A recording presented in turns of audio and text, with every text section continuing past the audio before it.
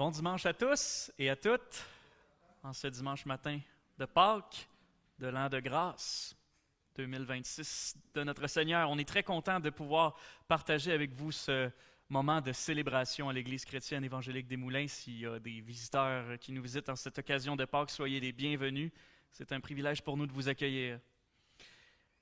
À cette occasion, je vous invite à tourner avec moi dans l'Évangile de Jean, chapitre 11, au verset 17. Ce matin, nous allons nous pencher sur un événement de la vie de Jésus qui précède sa résurrection. Et oui, on ne va pas parler aujourd'hui de la résurrection de Jésus ou de la crucifixion.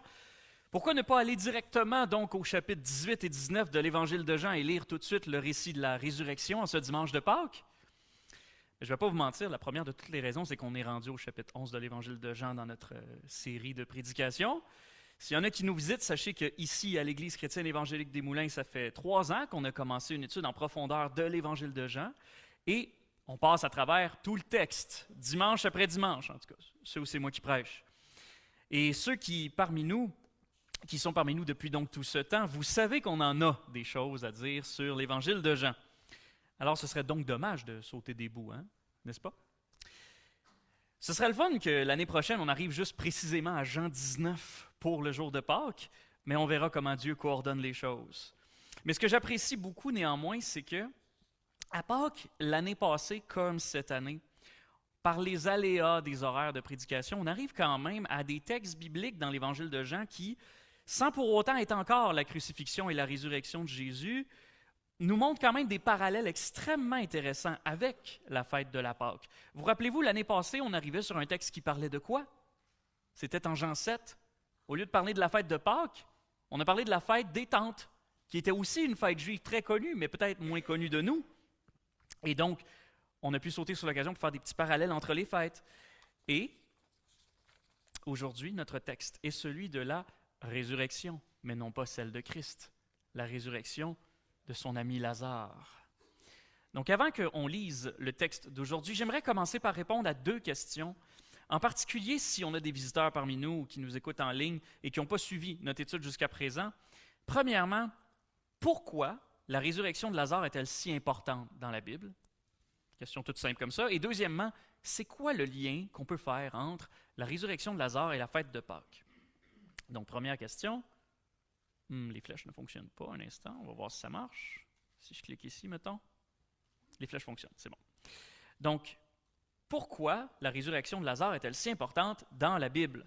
Premièrement, parce qu'à l'échelle de toute la Bible, la résurrection de Lazare est un signe qui vient annoncer l'accomplissement imminent des promesses de Dieu que Dieu avait faites dans l'Ancien Testament des siècles auparavant concernant la résurrection des morts et la victoire finale sur la mort. Deuxièmement, parce qu'à l'échelle de l'Évangile de Jean lui-même, qu'on étudie en ce moment, la résurrection de Lazare est le 7e et dernier des 7 miracles que Jésus accomplit dans cet Évangile avant sa résurrection. En tant que telle, elle est non seulement un témoignage historique de la capacité de Jésus à redonner la vie aux morts, elle est aussi un signe qui nous révèle qui il est vraiment. C'est lui qui est la résurrection et la vie. Pourquoi? Parce qu'il est la source de toute vie. Pourquoi? Parce qu'il est celui qui a créé la vie. Pourquoi? Parce qu'il est le Créateur. Pourquoi? Parce qu'il est Dieu lui-même. Et ça, Jésus est Dieu, il a toujours été Dieu. Tous ces miracles ne visaient qu'à nous le démontrer. Le fait que Jésus soit Dieu, c'est clairement énoncé dès les tout premiers versets de l'Évangile de Jean. Et je vous en lis un extrait tout de suite ici parce que c'est trop approprié. Jean, chapitre 1, verset 1. « Au commencement était la parole, et la parole était avec Dieu, et la parole était Dieu. Elle était au commencement avec Dieu. Toutes choses ont été faites par elle, et rien de ce qui a été fait n'a été fait sans elle. En elle était la vie, et la vie était la lumière des hommes. » Et je saute au verset 14. « Et la parole a été faite chair, et elle a habité parmi nous, pleine de grâce et de vérité. Et nous avons contemplé sa gloire. Une gloire comme la gloire du Fils unique venu du Père. » Qu'est-ce que la fête de Pâques, après tout? si ce n'est une commémoration et une célébration de la gloire de Dieu manifestée sur terre il y a 2000 ans. Troisièmement, pourquoi c'est important la résurrection de Lazare? Parce que historiquement, la résurrection de Lazare est l'événement qui va provoquer, directement ou indirectement, la mise à mort de Jésus par les autorités religieuses juives de son temps qui le détestaient. La résurrection de Lazare n'est peut-être pas leur première motivation officielle, mais il n'empêche que c'est la résurrection de Lazare qui a été la goutte qui a fait déborder le vase et qui a signé son arrêt de mort. Quatrièmement, parce que symboliquement, la résurrection de Lazare préfigure la résurrection même de Jésus qui va s'en suivre. Vous pouvez juste vous imaginer le décor, le même genre de tombeau, le même genre d'événement, le même genre d'exclamation. C'est juste qu'avec Jésus, tout est encore plus grand, tout est encore plus grandiose. Et cinquièmement, parce que pour nous personnellement, la résurrection de Lazare est un signe qui nous annonce la résurrection à venir de tous les croyants. Elle nous donne l'espérance à nous aujourd'hui que tous ceux qui mettent leur foi en Jésus vont eux aussi ressusciter et ainsi voir la gloire de Dieu de leurs propres yeux. Et deuxième question, maintenant, quel est le lien, le rapport plus particulièrement entre la résurrection de Lazare et la fête de Pâques? On en a déjà trouvé quelques bribes. Premièrement, parce que le lien entre la résurrection de Lazare et Pâques, c'est que la résurrection de Lazare, elle provoque les événements historiques qui ont conduit à la fête de Pâques, c'est-à-dire la crucifixion de Jésus. Ensuite, elle préfigure le miracle que l'on commémore à la fête de Pâques, c'est-à-dire la résurrection de Jésus, qui aura lieu justement dans un tombeau similaire, dans des conditions funéraires juives similaires, etc. Et finalement, elle annonce l'espérance qu'on célèbre à la fête de Pâques, le don du salut aux hommes et la résurrection finale des croyants. Donc, en quelque sorte, la résurrection de Lazare provoque Pâques, préfigure Pâques et annonce l'accomplissement final de Pâques. Je ne vais pas accorder une importance égale à ces trois éléments-là aujourd'hui, en particulier le premier, parce que lui, on va surtout en parler dans 3 semaines, lorsqu'on va étudier la fin du chapitre 11, où Jean nous décrit le complot visant à mettre Jésus à mort. Maintenant, ce qui importe pour le reste de notre temps ensemble, ce n'est pas de prêcher sur Pâques en soi, mais de prêcher sur ce que la parole de Dieu a à nous dire dans notre texte d'aujourd'hui. Mais je reviendrai tout de même à la fin avec quelques petits points supplémentaires à méditer par rapport à ce que le Christ a fait pour nous à Pâques. Maintenant, avant de lire le texte ensemble, l'Évangile selon Jean, chapitre 11, à partir du verset 17, je vous rappelle, ceux qui étaient peut-être pas des nôtres il y a 2 semaines, petite remise en contexte, dans les 16 premiers versets du même chapitre, Marthe et Marie, les 2 sœurs de Lazare, qui vivent à Béthanie près de Jérusalem en Judée, envoient un messager chercher Jésus qui se trouve à quelques jours de marche de là, en dehors de la Judée. Dans leur message, elles lui demandent de venir guérir leur frère qui est malade. Le texte insistait au verset 5 sur le fait que Jésus aimait beaucoup Marthe, Marie et Lazare. Quand il reçoit le message, Jésus dit de façon peut-être un peu énigmatique, « Cette maladie ne mène pas à la mort. Elle est pour la gloire de Dieu, afin que le Fils de Dieu soit glorifié. » Entre-temps, Lazare décède. Mais Jésus, qui est miraculeusement au courant, malgré la distance qui les sépare, annonce à ses disciples, « Lazare, notre ami, s'est endormi, mais je vais le réveiller de son sommeil. » Lisons maintenant à partir du verset 17. Jean chapitre 11, verset 17 à 46. À son arrivée, merci. On recommence. Tout le monde est prêt? À son arrivée, Jésus constata que Lazare était déjà dans le tombeau depuis 4 jours. Or, Béthanie était proche de Jérusalem, à 15 stades environ. Beaucoup de Juifs étaient venus trouver Marthe et Marie pour les réconforter au sujet de leur frère. Lorsque Marthe eut entendu dire que Jésus arrivait, elle vint au-devant de lui, tandis que Marie restait assise à la maison. Marthe dit à Jésus, « Seigneur, si tu avais été ici, mon frère ne serait pas mort. Mais maintenant même, je sais que tout ce que tu demanderas à Dieu, Dieu te le donnera. » Jésus lui dit, « Ton frère ressuscitera. » « Je sais, lui répondit Marthe, qu'il ressuscitera à la résurrection au dernier jour. » Jésus lui dit, « C'est moi qui suis la résurrection et la vie. Celui qui met sa foi en moi, même s'il meurt, vivra. Et quiconque vit et met sa foi en moi ne mourra jamais. Crois-tu cela? » Elle lui dit, « Oui, Seigneur, moi je crois que c'est toi qui es le Christ, le Fils de Dieu, celui qui vient dans le monde. » Après avoir dit cela, elle s'en alla, puis elle appela Marie, sa sœur, et lui dit en secret, « Le Maître est arrivé, il t'appelle. » Dès qu'elle entendit cela, elle se leva vite pour venir à lui, car Jésus n'était pas encore entré dans le village. Il était encore au lieu où Marthe était venue au-devant de lui. Les Juifs qui étaient dans la maison avec Marie pour la réconforter la virent se lever vite et sortir. Ils la suivirent, pensant qu'elle allait pleurer au tombeau. Lorsque Marie fut arrivée où était Jésus et qu'elle le vit, elle tomba à ses pieds et lui dit, « Seigneur, si tu avais été ici, mon frère ne serait pas mort. » Quand Jésus la vit pleurer, et qu'il vit pleurer aussi les Juifs qui étaient venus avec elle, il frémit en son esprit et se troubla. Il dit, « Où l'avez-vous mis? » « Seigneur, lui répondirent-ils, ou elle, viens voir. » Jésus fondit en larmes. Les Juifs dirent donc, « Voyez comme il l'aimait. » Mais quelques-uns d'entre eux dirent, « Lui qui a ouvert les yeux de l'aveugle, ne pouvait-il pas aussi faire en sorte que cet homme ne meure pas? » Jésus, frémissant de nouveau, vint au tombeau. C'était une grotte et une pierre était placée devant. Jésus dit, « Enlevez la pierre. » Marthe, la sœur du mort, lui dit, « Seigneur, il sent déjà, c'est le 4e jour. » Jésus lui dit, « Ne t'ai-je pas dit que si tu crois, tu verras la gloire de Dieu? » Ils enlevèrent donc la pierre. Jésus leva les yeux et dit, « Père, je te rends grâce de ce que tu m'as entendu.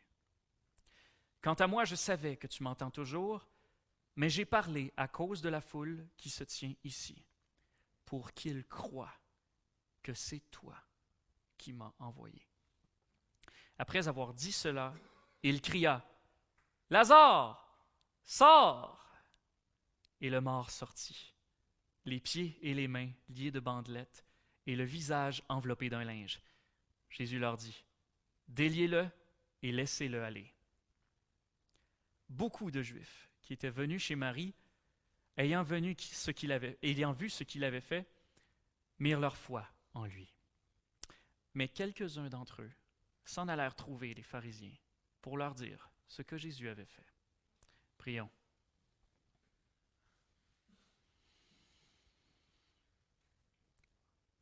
Ô Seigneur, ce matin, c'est dans un esprit d'adoration, de célébration et de reconnaissance qu'on veut louer tes hauts faits. Ce que tu as fait pour nous à la croix, ce que tu as fait pour Lazare, et ce que tu annonces que tu feras aussi pour nous, que tu as déjà fait et que tu fais et que tu feras pour nous dans l'éternité. Seigneur, donne-nous cet esprit d'observation, cet esprit de reconnaissance qui est nécessaire afin de sonder ta parole et afin de garder pour nous ce que tu veux nous enseigner en ce jour de Pâques. Comme j'ai dit tout à l'heure, ce n'est pas un texte a priori consacré à la Pâque, mais il y a de nombreux parallèles qu'on peut faire. Je veux donc te remettre chaque personne ici présente dans ses réflexions à l'occasion de Pâques. Et je te prie que ce texte biblique soit pour chacun de nous une inspiration à creuser toujours plus ta parole et à trouver toujours plus en toi notre résurrection et notre vie et notre réconfort, celui qui accomplit ses promesses. Au nom de Jésus. Amen. Le thème qui se trouve au centre de notre texte d'aujourd'hui, c'est celui de la résurrection et la vie. Mais aussi, par opposition, celui de la mort, qui est sans doute la plus difficile de toutes nos réalités humaines à laquelle nous devons faire face. Dans notre texte, nous voyons des gens qui souffrent, des gens qui pleurent, des gens qui doutent, des gens qui ne comprennent pas. Mais aussi, au milieu de tout ça, des gens qui espèrent, des gens qui croient, des gens qui grandissent en maturité et en foi, et finalement des gens qui reviennent à la vie. Alors aujourd'hui, on va aborder plus précisément les thèmes de la mort et de la vie sous deux angles. D'abord, concernant la première partie de notre texte, un problème humain, c'est-à-dire celui de la mort. Et dans un second temps, le reste du texte, une solution divine, le don de la vie. Un problème humain et une solution divine. Premièrement, on doit parler du problème humain, qui est un problème auquel nous sommes tous confrontés. C'est le problème de la mort. Non seulement le fait que nous devons tous mourir un jour, mais aussi la grande question de ce qui nous attend après la mort. Notre texte soulève au moins deux sous-points à cette question-là. C'est celui de la dure réalité de la mort elle-même, donc la perte, le deuil, le chagrin, toutes les difficultés que ça soulève, etc. Et deuxièmement, quelles sont nos solutions humaines dont nous on dispose ou que même nous on se façonne pour lutter contre ce problème-là, nos espérances, nos façons à nous de gérer le deuil et la réalité de la mort en général. Alors premièrement, la dure réalité de la mort elle-même. Le texte nous en dit un peu sur la manière dont la société juive vivait son deuil. Mais on peut quand même apporter quelques précisions supplémentaires. Le verset 18 précise que le village de Béthanie est proche de Jérusalem, environ 15 stades, c'est-à-dire un peu moins de 3 kilomètres. Et c'est la première raison qui explique la présence, verset 19, de beaucoup de Juifs venus consoler Marthe et Marie. Comprenez que ça correspond à une distance comparable entre ici et l'école Armand-Corbeil si on longe la 25 à pied. Donc, ça fait vraiment pas grand-chose. Ça se gère très bien. On peut y aller tous les jours de la semaine s'il y a une personne endeuillée là-bas. Mais la présence d'un grand nombre de Juifs, ça peut aussi s'expliquer par deux autres choses. Premièrement, les conventions sociales et deuxièmement, les moyens financiers. Si on se fie au parfum de Grand Prix que Marie va répandre, cette Marie-là qui fait partie de cette famille-là, elle va répandre ce parfum de Grand Prix sur les pieds de Jésus, un parfum de Grand Prix au point que les yeux de Judas se sont changés en signe de pièce. Si on se fie à ce parfum de Grand Prix-là, on peut supposer que la famille de Béthanie avait les moyens de se payer des gens pour venir pleurer. Il ne faut pas les accuser à eux de faire dans... quelque chose de fancy, là. C'était une convention sociale de, littéralement à cette époque-là, même pour une famille pauvre, payer 2 flûtistes et une pleureuse professionnelle lors de funérailles. Et donc, c'est sous-entendu, si vous aviez vraiment les moyens, vous en payez un petit orchestre. Donc, toutes ces raisons-là peuvent expliquer pourquoi il y avait autant de Juifs réunis à l'événement. La période de deuil elle-même, on va dire la période de deuil plus intense avec les visiteurs, l'orchestre et compagnie, durait généralement 7 jours. À partir du moment même du décès, où il y avait, le jour même du décès, il y avait l'enterrement, parce qu'en Palestine, on n'embaumait pas les corps. Et donc, il fallait les enterrer et rapidement. Durant cette période de 7 jours, c'était coutumier pour les personnes en deuil de rester assises chez elles ou au lieu consacré, j'imagine toujours chez elles, pour recevoir les consolations des visiteurs qui viennent les réconforter. D'où la remarque au verset 20 qui dit que Marie restait assise à la maison au lieu d'aller à la rencontre de Jésus comme sa sœur Marthe. A priori, Marie est totalement dans son droit de rester chez elle.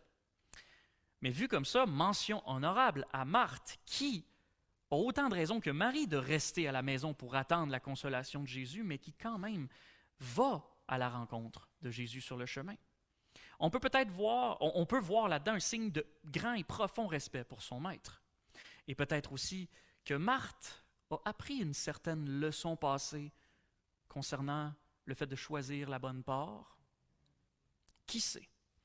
Mais bref, en Judée, comme au Québec d'ailleurs, comme dans toutes les cultures et comme dans toute l'histoire, un décès, c'est très difficile, ça coûte cher, ça mobilise beaucoup de monde.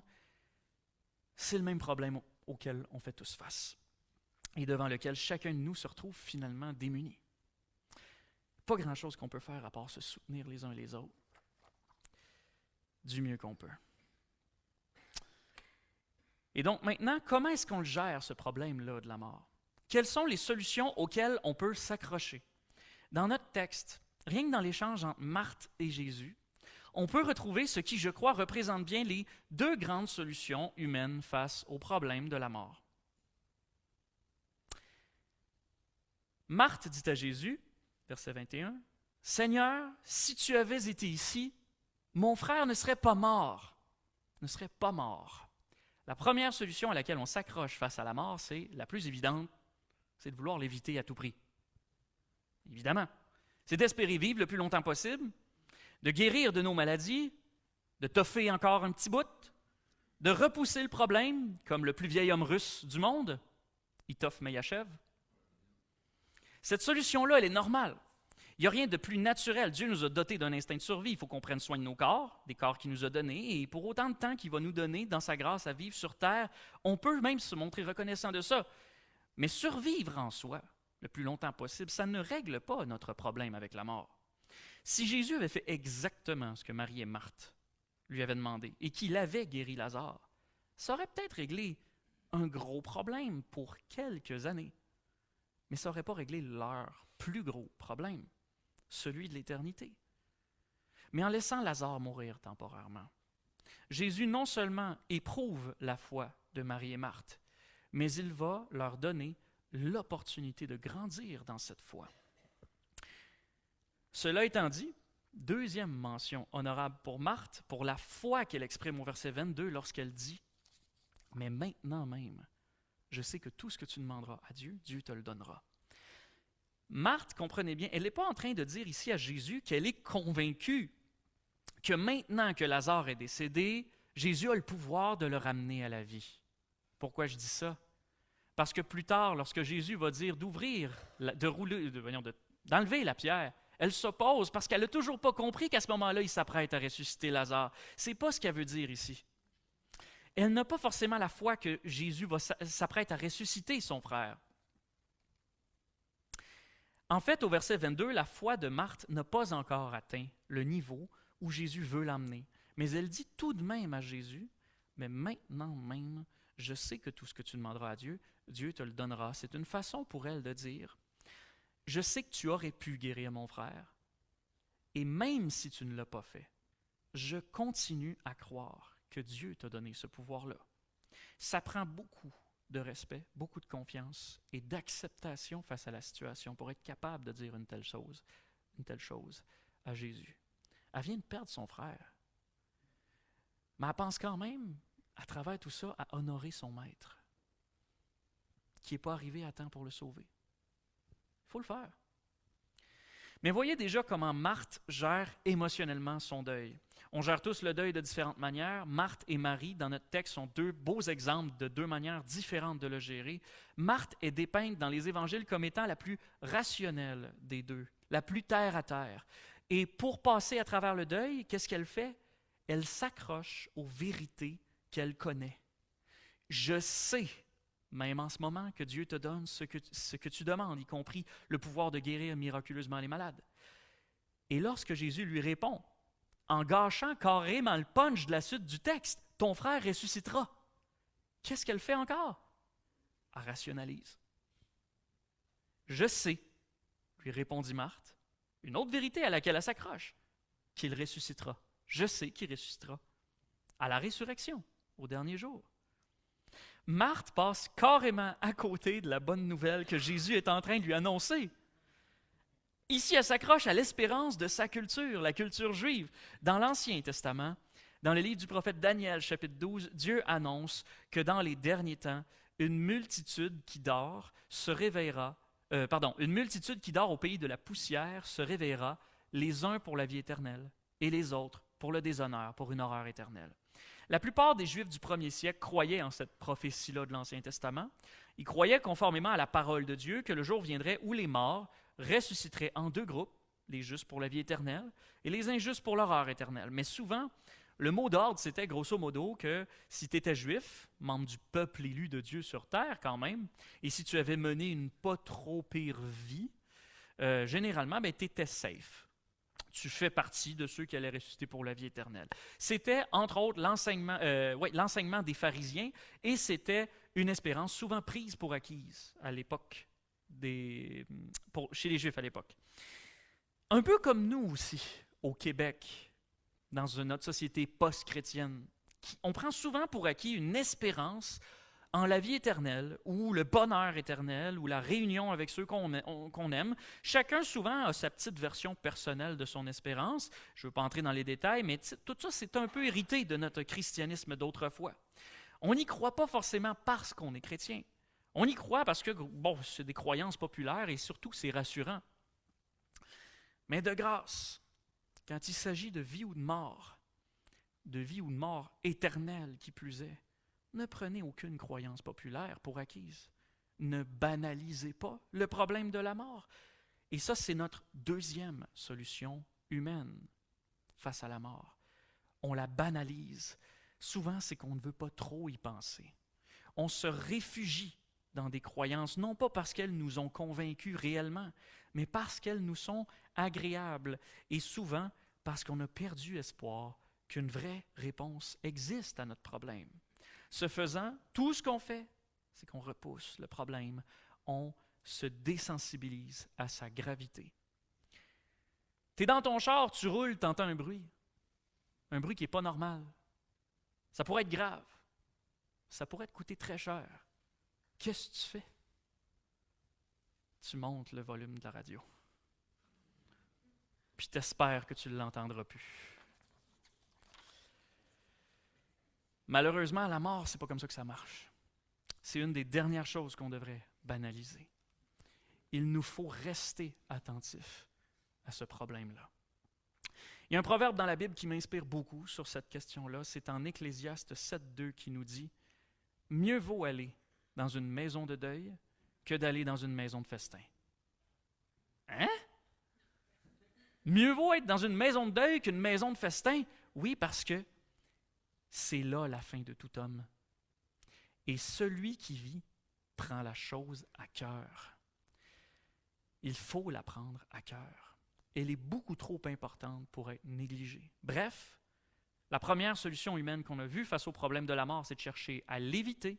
Et la deuxième, c'est de la banaliser.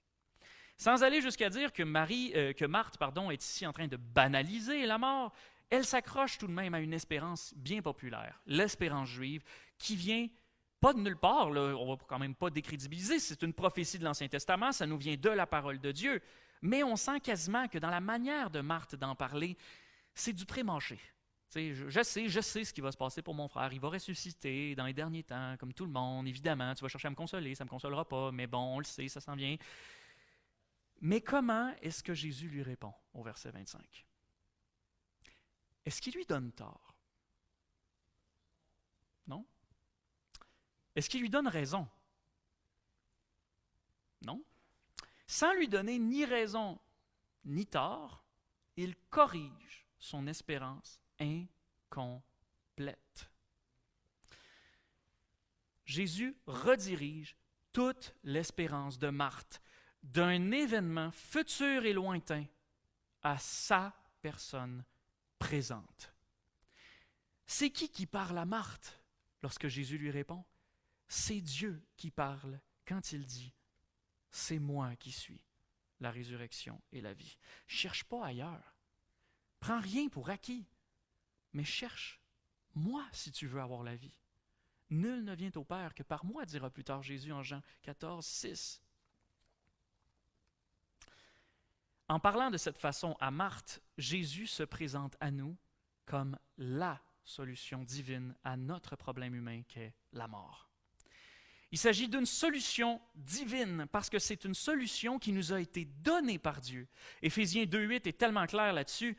Éphésiens 2.8 nous dit « C'est par la grâce que vous êtes sauvés, par le moyen de la foi. Et ça ne vient pas de vous, c'est le don de Dieu. Ça ne vient pas de nous. Ce n'est pas par nos bonnes œuvres, comme l'auraient pensé par exemple les pharisiens et beaucoup de Juifs de cette époque-là, qu'on obtient la vie éternelle et le salut. Ce n'est pas non plus en cherchant à tout prix à éviter la mort pendant le plus longtemps possible. Ce n'est pas une solution à long terme, on l'a bien vu. Et on ne peut pas non plus banaliser la réalité de la mort en prenant pour acquis que des croyances populaires vont nous arranger les choses. La seule solution au problème de la mort, c'est Dieu. Ben oui, il a créé le monde, il a créé la vie. C'est lui qui donne la vie. C'est quasiment une tautologie, c'est une évidence même. Oui, c'est drôle à dire comme mot, hein? Quand il est écrit, il a de l'air un peu plus scientifique, mais parce que c'est T-A-U. En tout cas, excusez, je diverge. Bref, la solution au problème de la mort est un don de Dieu. Et ça, c'est précisément ce qui est au centre du message de la Pâque. De Pâques, devrais-je dire, parce que la Pâque, c'est la fête juive, mais c'est au centre du message de Pâques. Dieu est venu donner la vie éternelle qu'on ne pouvait ni obtenir, ni espérer sans lui. C'est ça la bonne nouvelle de Dieu à l'humanité, le message que l'Église annonce précieusement dans toutes les générations depuis presque 2000 ans. Dieu est venu nous sauver de nos péchés, de la mort et du jugement. La solution divine au problème de la mort est donc un don de Dieu. Et on va maintenant s'arrêter sur 3 aspects de ce don de Dieu. Un don qui nous est offert présentement, un don qui est venu à nous il y a 2000 ans et finalement un don qui nous sauve éternellement. Présent, passé, futur. Un don qui nous est offert présentement, qui est venu à nous il y a 2000 ans et qui nous sauve éternellement. Qui nous est offert présentement, dans le moment présent. Jésus lui dit, « C'est moi qui suis la résurrection et la vie. Celui qui met sa foi en moi, même s'il meurt, vivra. Et quiconque vit et met sa foi en moi, ne mourra jamais. Crois-tu cela? » Jésus a carrément dit à Marthe comment obtenir la vie éternelle, c'est par la foi. Par la foi en lui. C'est ce bout-là qui manquait à Marthe lorsqu'elle exprimait sa conviction personnelle en la résurrection au dernier jour. La solution au problème de la mort, c'est pas d'avoir foi que tout le monde va ressusciter. C'est pas d'avoir la foi en une religion particulière, même le christianisme. La religion ne ressuscite pas les morts. C'est le Christ qui a le pouvoir de ressusciter les morts. Et c'est pas non plus d'avoir la foi en ce que moi, dans ma spiritualité personnelle, j'appelle Dieu. C'est de mettre sa foi en ce que Dieu appelle Dieu. Le Dieu qui s'est incarné il y a 2000 ans et qui a dit « C'est moi qui suis la résurrection et la vie ». Notre solution au problème de la mort, c'est de mettre notre foi en celui qui est la vie. Encore une fois, très tautologique, très ça va de soi. Mais quand même, ça vaut la peine de se le rappeler. La fête de la Pâque célèbre le fait que Dieu nous a accordé cette solution par le sacrifice de son Fils unique sur la croix pour prendre le jugement que nous méritions pour nos péchés à notre place, afin que tous ceux maintenant qui mettent leur foi en lui ne périssent pas, mais qu'ils aient la vie éternelle. Pour les chrétiens de longue date qui sont dans la salle, parce que j'imagine qu'il y a beaucoup plus de membres de l'Église ici qu'il y a de visiteurs ce matin, vous pensez peut-être que le message qui est là en avant ne vous apprend pas grand-chose. Que c'est du déjà vu, hein? Mais est-ce qu'on célèbre des choses comme la Pâque pour apprendre forcément des nouvelles choses? Ou pour ne jamais oublier les vérités transformatrices de l'amour et de la gloire de Dieu? Ici, rien qu'avec ça, il y en a déjà beaucoup à méditer. Premièrement, notre espérance, elle n'est pas en un événement impersonnel. Elle est en une personne. C'est par la puissance d'une personne, par l'amour de cette personne, par le bon plaisir, le bon vouloir de cette personne et pour la gloire de cette personne que nous sommes sauvés. Deuxièmement, nous ne recevons pas la vie éternelle, ou plutôt nous ne recevrons pas la vie éternelle dans le futur. Ceux qui ont la vie éternelle la reçoivent dès à présent en Jésus, qui n'a pas dit « c'est moi qui serai la résurrection et la vie », mais « je suis la résurrection et la vie ». Depuis toujours. Après avoir dit ça, Jésus ajoute « celui qui met sa foi en moi, même s'il meurt, c'est-à-dire de la mort physique qui nous attend tous, vivra. » Mais ensuite, au verset 26, il dit encore « et quiconque vit et met sa foi en moi ne mourra jamais. » Juste avant, il a dit, même s'il meurt, et tout à coup, il ne mourra jamais. Donc, celui qui met sa foi en Jésus-Christ reçoit dès à présent la vie éternelle, à un tel point que, même s'il meurt physiquement, même la mort n'a plus le pouvoir de le séparer de l'amour de Christ. Qui nous séparera de l'amour de Christ? Disait Paul à la fin de Romains chapitre 8. Et le premier des éléments de son énumération, c'est la mort. En passant à la question... non. De la manière dont j'ai dit ça, on dirait que Paul a dit « Qui nous séparera de Christ ?» Réponse « La mort. » Non, Paul continue avec une autre phrase. Mais il dit « Car j'ai l'assurance que ni la mort, ni la vie, etc. sur la longue liste ne pourra nous séparer de l'amour de Dieu manifesté en Jésus-Christ notre Seigneur. » Et donc, la promesse de Jésus ici, qu'il fait au verset 25 à Marie, 25 et 26 à Marthe, elle est tellement intense dans le texte grec original, tellement plus qu'en français. Et en français, on en perd des bouts. En grec, la déclaration de Jésus, lorsqu'il dit « Celui qui croit en moi ne mourra jamais », c'est une phrase négative doublement emphatique. Je vous montre. Si la phrase était simplement négative, voici ce que Jésus aurait dit. Il aurait dit « Celui qui met sa foi en moi ne mourra pas ». Si la phrase était négative et emphatique, Jésus aurait dit, et d'ailleurs c'est comme ça qu'on le traduit en français, faute de syntaxe pour aller plus loin, « Celui qui met sa foi en moi ne mourra jamais ». C'est déjà plus fort. Mais en grec, c'est négatif et doublement emphatique. C'est comme si Jésus disait littéralement, « Celui qui met sa foi en moi ne mourra jamais, et ce, à jamais. » Donc, en bon français, on pourrait dire, « Il ne mourra jamais au grand jamais. » On pourrait aussi dire, « Il ne mourra jamais de la vie. » Mais là, peut-être que ça prêterait à confusion. Bref, la promesse de Jésus, elle est ferme, elle est catégorique, elle est pleine d'assurance pour nous. Si tu mets ta foi en Jésus, qui est la vie, tu appartiens pour toujours à la vie. Et la mort ne peut plus jamais t'arracher à lui. Une dernière chose au sujet de la foi avant de passer au point suivant, au sous-point suivant.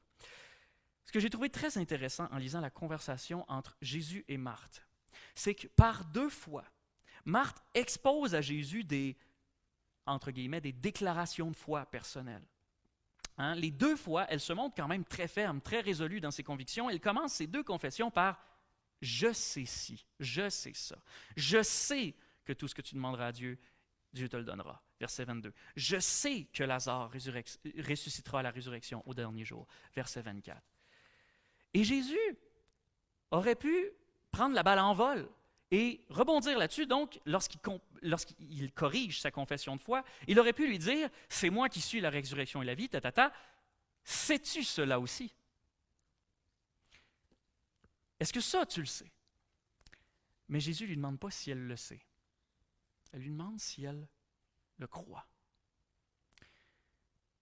Il ne lui demande pas si elle est absolument certaine de quoi que ce soit. Il lui demande si elle lui fait confiance. Ainsi va le verbe grec qui veut à la fois dire croire, mettre sa foi, faire confiance.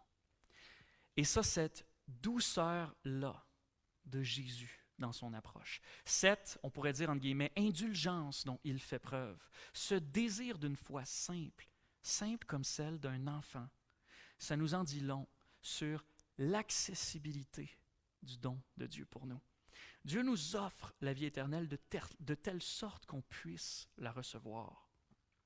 Dieu ne nous demande pas de payer un prix qui est trop cher à payer. Pour tout ce qui concerne le prix à payer, c'est lui qui l'a payé, le plein prix sur la croix pour notre salut. Il nous demande simplement notre foi. Et la foi que Jésus demande, c'est la foi en lui, c'est-à-dire en qui il est. Et c'est ainsi que Marthe peut répondre, et elle a bien compris l'idée. Elle lui dit, « Oui, Seigneur, moi, je crois que c'est toi qui es le Christ, le Fils de Dieu, celui qui vient dans le monde. » Quelle admirable profession de foi. dont on pourrait tous s'inspirer encore aujourd'hui.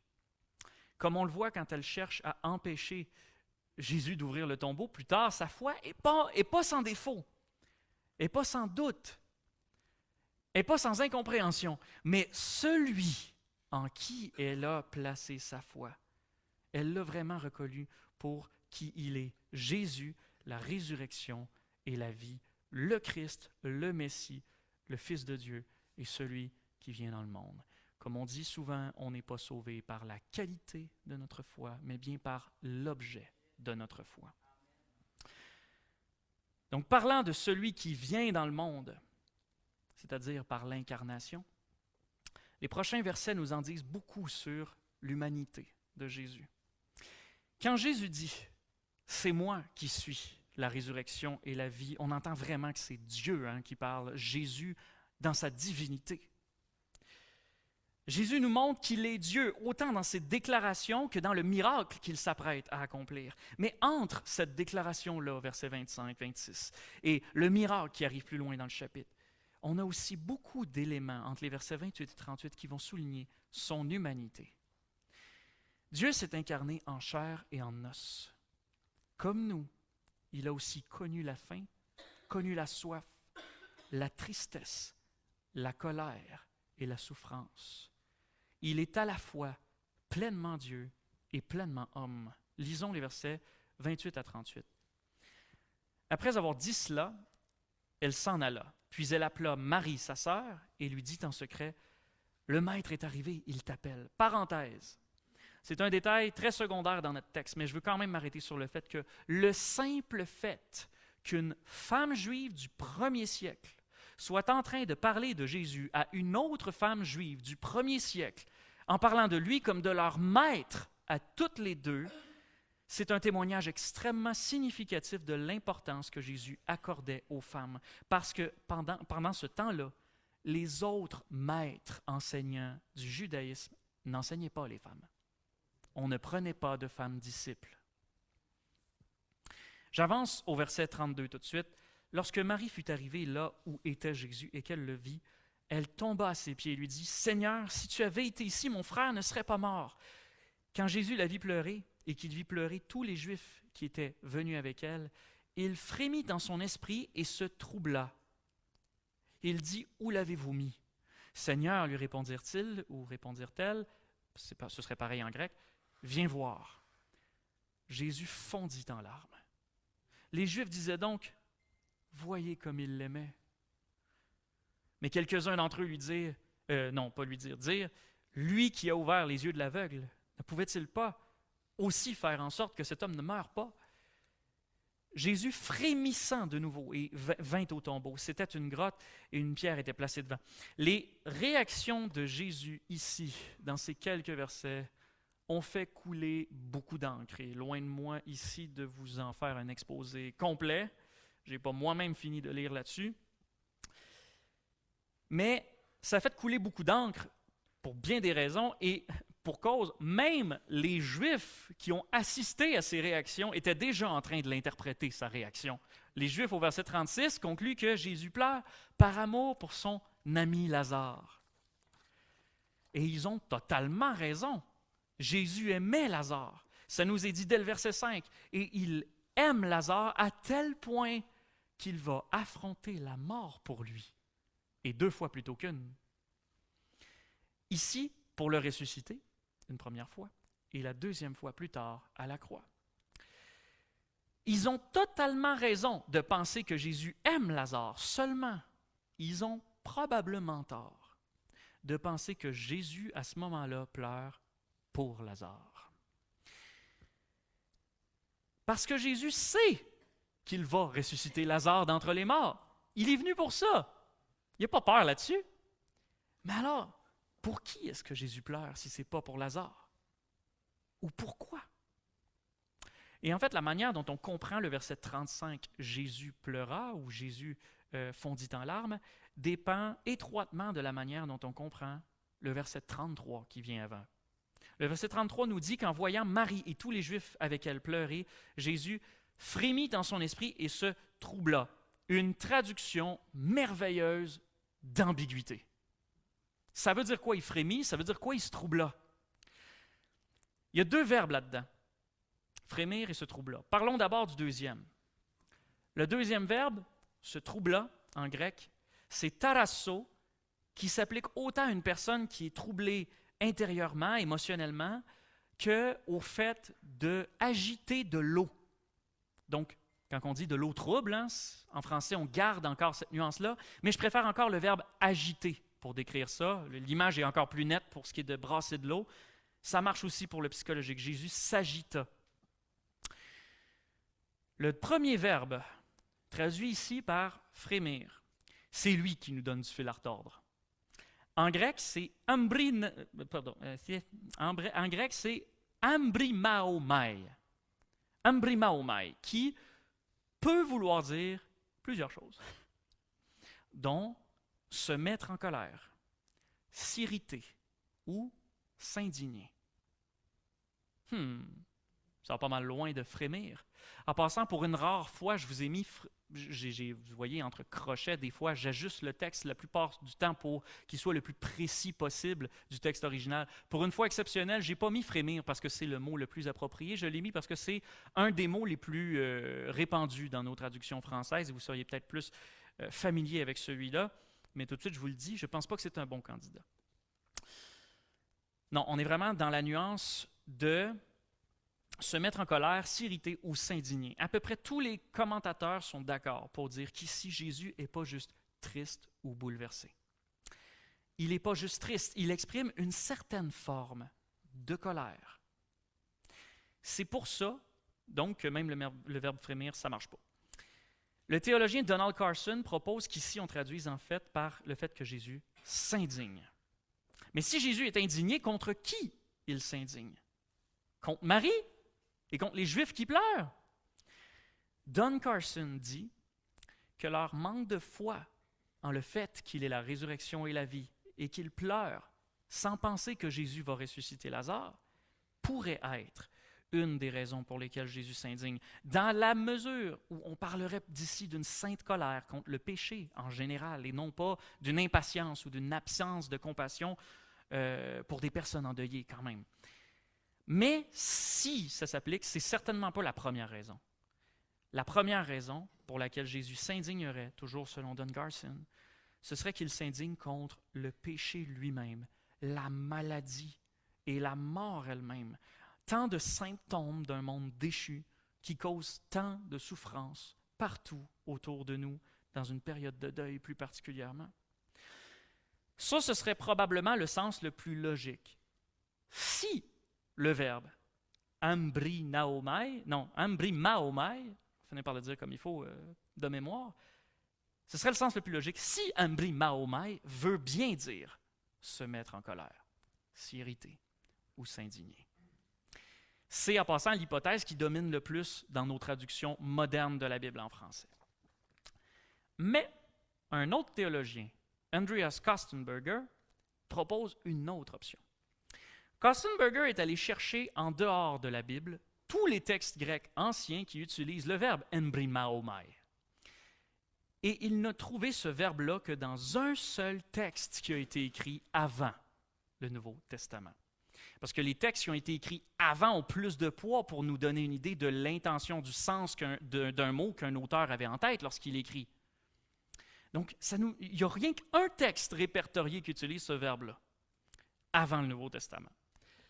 Et ça nous vient d'une pièce de théâtre, d'un dramaturge grec, Échille, je ne sais pas si je le prononce bien, qui a écrit 450 ans avant Jésus-Christ, et qui utilisait ce verbe-là, embrimaomai, pour décrire un cheval. Un cheval qui renifle avant d'aller au combat et de fondre sur l'ennemi.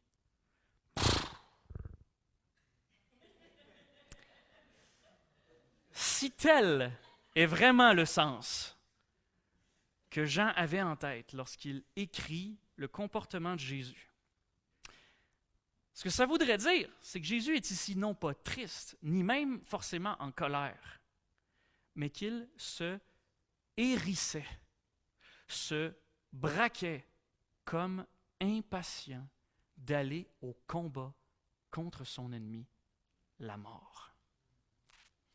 Intéressant, non? Mais aussi intéressant que ce soit, il faut garder une chose en tête. La psychologie de Jésus, en son fort intérieur, reste pour nous et restera toujours un mystère. Jean nous raconte ce qu'il a vu. Lui-même n'interprète pas ce qu'il a vu. Il ne nous fournit pas une notice explicative.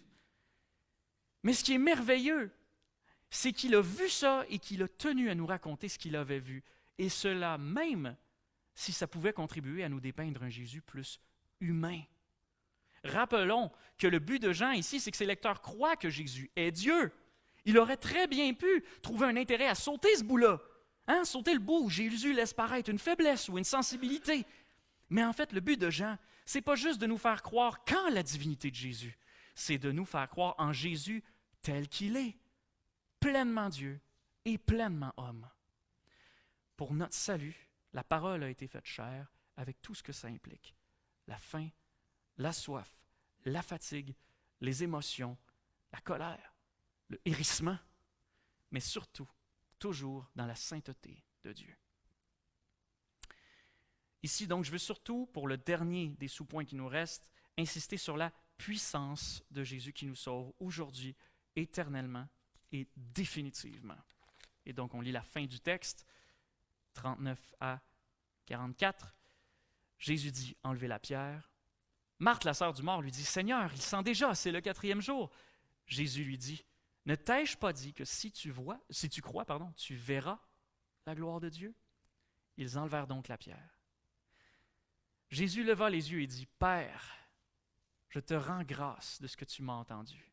Quant à moi, je savais que tu m'entends toujours, mais j'ai parlé à cause de la foule qui se tient ici, pour qu'ils croient que c'est toi qui m'as envoyé. Après avoir dit cela, il cria, Lazare, sors! Et le mort sortit, les pieds et les mains liés de bandelettes et le visage enveloppé d'un linge. Jésus dit, déliez-le et laissez-le aller. Quelqu'un a déjà dit quelque part que si Jésus, en criant « Lazare, sors », n'avait pas d'abord mentionné son nom, tous les tombeaux de Jérusalem se seraient vidés.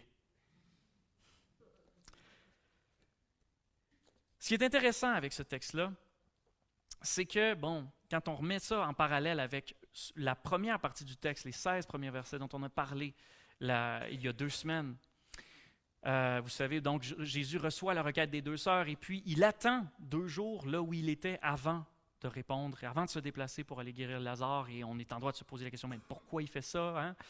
Pourquoi est-ce qu'il ne se précipite pas pour aller le guérir?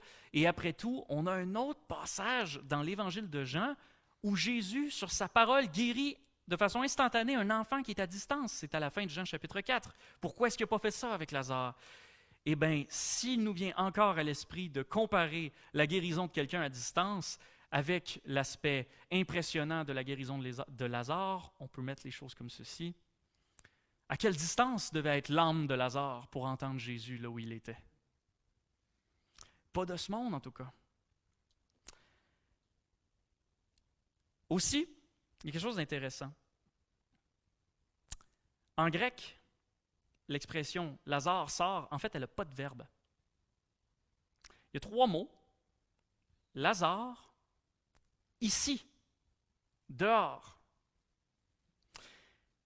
C'est même pas un ordre. C'est simplement comme une direction, comme un ami qui dirige un autre ami.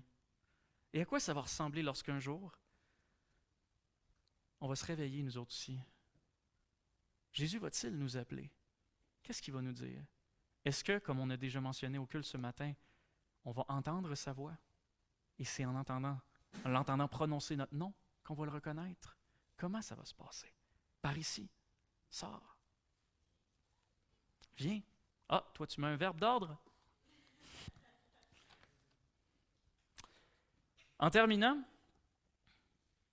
pour revenir donc sur le sujet de la Pâque, je vous avais dit qu'on ferait quelques petits points de rapprochement à la fin. Vous savez, j'aime lire le texte grec. C'est vraiment une bénédiction de comprendre mieux les mots originaux et des fois on en tire des pépites. Et pour vous, je suis allé chercher 3 mots qui sont dans notre texte et qui peuvent sembler anodins, mais quand on les compare à l'échelle de la Bible, ces 3 petits mots grecs-là peuvent renforcer notre méditation. Et donc, je vais vous laisser sur ces 3 points de méditation sur le don de Jésus, mais cet aspect sacrificiel du don de Jésus. Le premier mot qu'on a dans notre texte, c'est le mot kraugazo, le verbe crier. Jésus cria, Lazare sort. Dans l'évangile de Jean, le verbe grec kraugazo revient 6 fois, chacun pour un cri différent. Le premier cri, c'est celui-ci, c'est Jésus qui crie « Lazare, sors ». Le deuxième cri, c'est le jour de l'entrée triomphale à Jérusalem, qu'on appelle aussi le dimanche des rameaux. Et c'est le cri « Hosanna, béni soit celui qui vient au nom du Seigneur, le roi d'Israël ». Savez-vous c'est quoi les 4 autres cris qu'on trouve dans l'évangile de Jean? Sur la croix? C'est qui crie? C'est pas Jésus qui crie. Pas avec ce verbe-là, du moins, pas dans l'évangile de Jean. Les 4 autres fois que ce verbe-là revient dans l'évangile de Jean, voici les cris qu'on entend. Non, pas lui, mais Barabbas. Si tu le relâches, tu n'es pas un ami de César. Crucifie-le. Et à mort. Jésus a crié pour nous donner la vie, à nous qui avons crié pour lui donner la mort. Jésus savait très bien quel genre de personnes il venait sauver, des gens qui ont besoin d'être sauvés. Le deuxième verbe, c'est tarasso, dont on a brièvement parlé tantôt. Jésus s'agita en lui-même ou se troubla. Verset 33. Donc, il se troubla lorsqu'il vit Marie pleurer, elle et tous ceux qui étaient avec elle. Le verbe grec, donc, pour s'agita, que je vous ai dit qui est le même verbe que pour de l'eau qui s'agite, c'est le même verbe que Jésus emploie un peu plus tard, en Jean 14, 1, pour dire à ses disciples, juste avant sa crucifixion, que votre cœur ne se trouble point, ne s'agite point. Croyez en Dieu et croyez en moi. Jésus fut agité en lui-même face à notre problème devant la mort, afin que notre cœur ne s'agite plus face à la mort. Il assuma cette souffrance à notre place, non seulement la souffrance de la mort elle-même, la crucifixion et la punition pour notre péché, mais jusqu'à l'angoisse même face à la mort. Grâce à ce qu'il a enduré pour nous, nous pouvons maintenant être rassurés. Nous pouvons être apaisés. Comme Jésus le dit si bien au chapitre 14 encore, mais verset 27, « Je vous laisse la paix, je vous donne ma paix. Je ne vous donne pas comme le monde donne, que votre cœur ne se trouble point, tarasso, et ne s'alarme point. » Jésus a connu en lui-même l'agitation suprême face à la mort pour que notre cœur ne soit plus agité face à la mort. Et la troisième petite pépite, le troisième mot grec, c'est dakruo, qu'on voit au fameux verset 35, le plus court verset de la Bible, où il est dit que Jésus pleura ou fondit en larmes. Verbe grec, dakruo. Dans le contexte, on associe les larmes de Jésus à son ami Lazare, et donc certains Juifs l'ont d'ailleurs interprété comme ça, voyez comme il l'aimait. Mais on a dit aussi que Lazare était probablement la dernière personne pour laquelle Jésus pleurait à ce moment-là. Jésus ne pleure pas pour un mort qui de toute façon allait ressusciter. Il pleurait pour nous, les vivants, démunis face à la mort. À un autre endroit dans le Nouveau Testament, il nous est parlé de ces fameuses larmes qu'a versées Jésus. C'est dans l'Épître aux Hébreux, chapitre 5, verset 7, où il nous est dit qu'au jour de sa chair, c'est-à-dire de sa vie sur terre, Jésus a offert à grands cris et dans les larmes d'akruon, des prières et des supplications à celui qui pouvait le sauver de la mort, et il a été exaucé en raison de sa piété. Tout fils qu'il était, il a appris l'obéissance par ce qu'il a souffert. Une fois porté à son accomplissement, il est devenu pour tous ceux qui lui obéissent, l'auteur d'un salut éternel. Dans le contexte plus général de l'Épître aux Hébreux, chapitre 5, ce qui est présenté ici, ce n'est pas seulement les larmes de Jésus devant la croix par rapport à sa souffrance personnelle, les prières pour que lui soit ressuscité. Non, c'est le rôle de Jésus en tant que médiateur devant Dieu pour tous ceux qui mettent leur foi, pour que tous ceux, qui mettent leur foi en lui soient pardonnés et reçoivent la vie éternelle avec lui et en lui. Jésus a crié pour nous. Il a affronté la mort, il s'est agité pour nous et il a pleuré pour nous. Et en le ressuscitant des morts, le dimanche de Pâques, le Père a démontré au monde entier qu'il a exaucé le Fils. Donc lorsque Jésus dit à son Père devant le tombeau de Lazare, verset 42, « Je sais que tu m'entends toujours ». Certaines traductions ont « Je sais que tu m'exauces toujours ». Vous voyez que ce n'est pas seulement de la résurrection de Lazare que ça concerne. Si le Père exauce toujours le Fils, c'est la même garantie que nous avons que notre salut est caché en lui, gardé précieusement en lui, parce que le Père a exaucé le Fils pour nous, pour tous ceux qui auront mis leur foi en lui. Jésus a connu les larmes afin que nous ne connaissions plus les larmes. En raison des larmes que Jésus a versées pour nous dans son combat contre la mort, au jour de la résurrection, il essuiera toutes les larmes de nos yeux. Apocalypse 7, 17, 21, 4. Et la mort ne sera plus. Le plus gros problème de l'humanité aura alors été définitivement vaincu. Prions.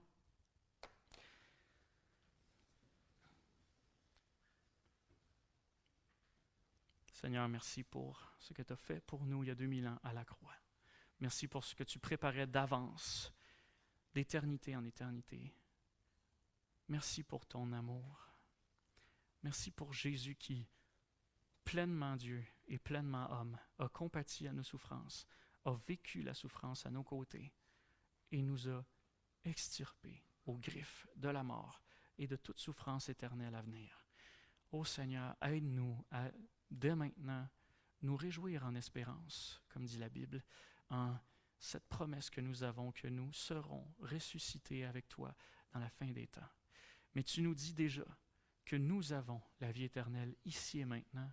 Nous te demandons, Seigneur, pour tous ceux qui ont mis leur foi en toi, de nous aider à embrasser maintenant ce que ça veut dire d'avoir la vie éternelle, d'éprouver déjà cette joie qui est réservée aux seuls ressuscités, d'éprouver déjà cette joie et puis de la partager autour de nous, comme des gens qui vraiment savent qu'ils sont aimés de Dieu. Et pour tous ceux qui nous écoutent ou qui sont parmi nous et qui n'ont pas encore mis leur foi dans le Fils de Dieu, je t'implore, Seigneur, pour eux, que cette parole de Jésus, c'est moi qui suis, la résurrection et la vie, résonne dans leur tête. Ne les quitte pas. Reste avec eux, Seigneur, par ta parole. Attire-les à toi par la puissance de ton nom, pour ta gloire, au nom de Jésus. Amen. Joyeuse Pâques à tous.